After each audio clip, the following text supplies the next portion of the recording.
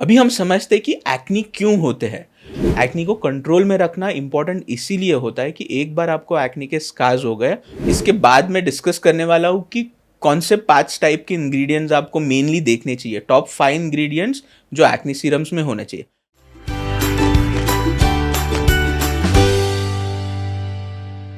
Hi friends, welcome back to our channel. आज हम बात करने वाले हैं एक्नी प्रोन स्किन के लिए बेस्ट सीरम्स क्या हो सकते हैं। इस वीडियो में मैं डिस्कस करूंगा कि कौन से इंग्रेडिएंट्स है जो एक्नी को कंट्रोल करने में हमें मदद करते हैं, और ये इंग्रेडिएंट्स आपको देखने चाहिए कि आपके एक्नी के लिए जो आप सीरम यूज कर रहे हैं उसमें है या नहीं है।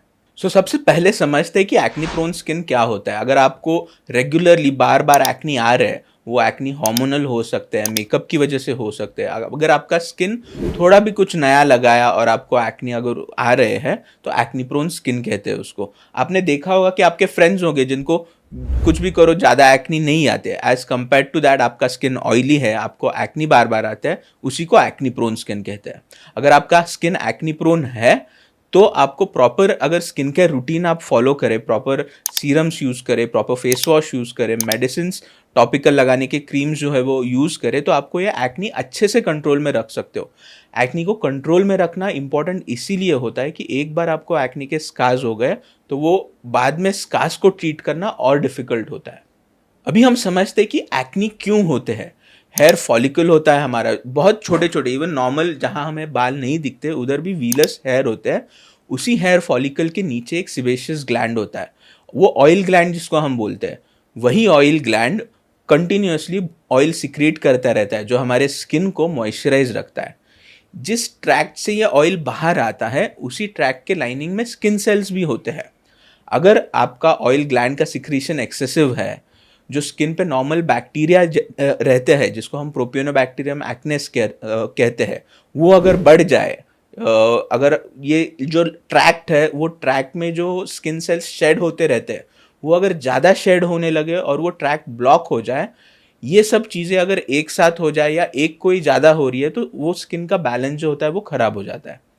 ये बैलेंस जब खराब हो जाता है तो वो ट्रैक्ट ब्लॉक होता है और नीचे से सिक्रीशन सीबम का शुरू रहता है। ये शुरू जब रहता है तब ये नीचे इकट्ठा होने लगता है।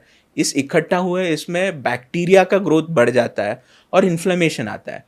अलग अलग स्टेजेस हम जो एक्नी के देखते हैं, जैसे ब्लैक हेड होता है, वाइट हेड होता है, पुस्यूल्स आते हैं, लाल कलर का पैप्यूल्स हो सकता है, या बड़े बड़े सिस्ट भी हो सकते हैं।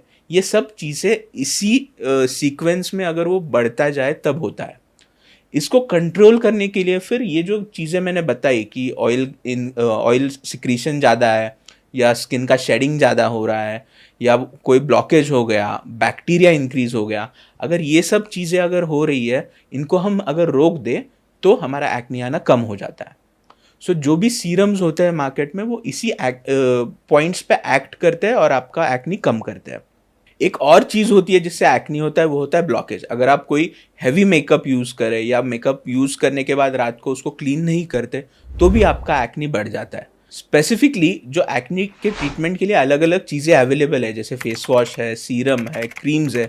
उसमें सीरम का एक एडवांटेज होता है कि वो लिक्विड फॉर्म में होता है, बहुत लाइट कलर्ड होता है, यूजुअली वाटर बेस्ड होता है, ऑयल बेस्ड भी हो सकता है।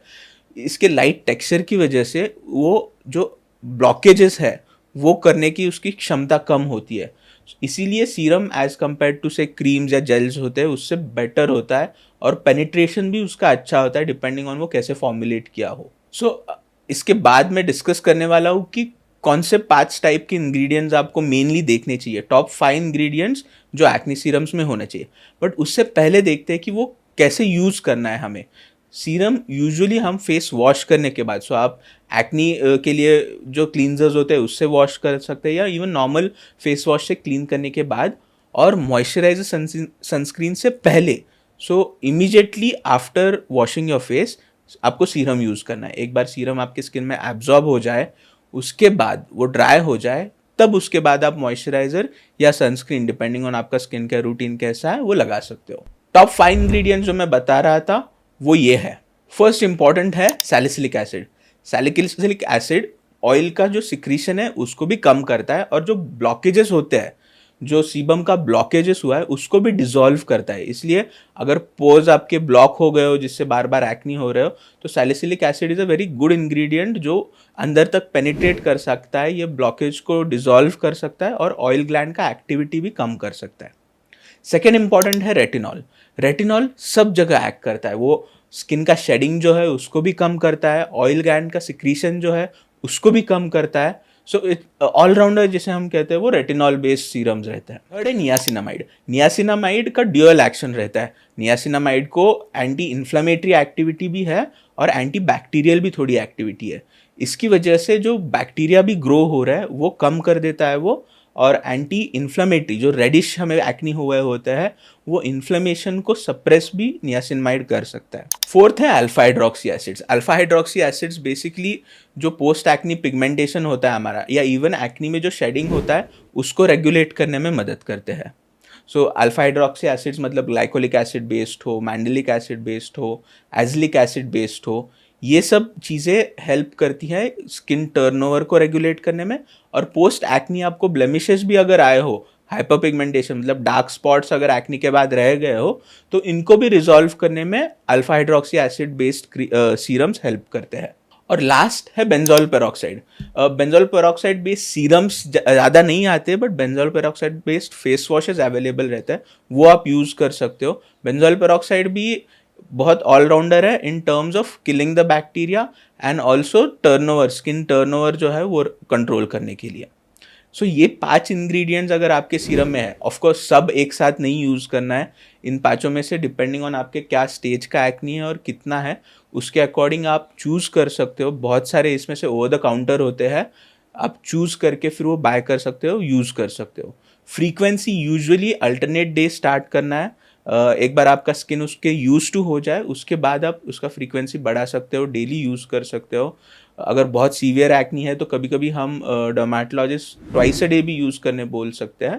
सो डिपेंडिंग ऑन दैट आपका फ्रीक्वेंसी और यूसेज चेंज होता जाएगा। इसका कॉन्सेंट्रेशंस भी डिपेंडिंग ऑन क्या टाइप का एक्नी है उस पर चेंज होता है। सैलिसिलिक एसिड यूजुअली 2% में आता है, नियासिनामाइड यूजुअली 4% या 10% होता है, रेटिनॉल्स यूजुअली 1% रहते हैं। सो ये सब आपको देखना चाहिए जब आप डिसाइड करते हो कौन सा सीरम आपको यूज़ करना है। थैंक यू सो मच, आप एंड तक बने रहे, आपको और ऐसे इंफॉर्मेटिव वीडियोज़ हम देते रहेंगे। Thank you and have a nice day.